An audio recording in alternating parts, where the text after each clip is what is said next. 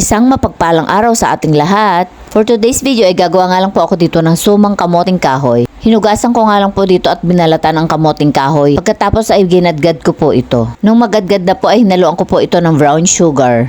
5 cups ng kamoting kahoy na ginadgad. At nilagyan ko po ito ng 2 cups ng brown sugar.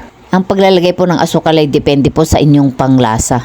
Nagluto rin po ako dito ng bukayo. Ito po ay ipapalaman ko po sa loob ng suman. Para sa paggawa naman po ng bukayo, gumamit po ako dito ng kinudkod na nyog. Nilagyan ko nga rin po ito ng brown sugar. Hinalo ko nga lang po ito sa mahinang apoy hanggang sa matunaw na po yung asukal at maging bukayo.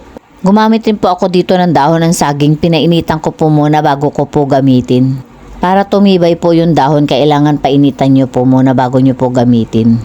Matapos ko pong balutin ng ginawa kong suman ay pakukuluan ko po ito ng 25 minutes sa mahinang apoy. Dapat po ay talian nyo rin po para hindi po pumasok sa loob yung tubig pag pinakulo nyo po yung suman. Nasarap din po itong i-partner sa kape. After 25 minutes na pagpapakulo ay luto na po ang ating suman. Kain na po tayo. Yan lang po muna and God bless us. Follow for more.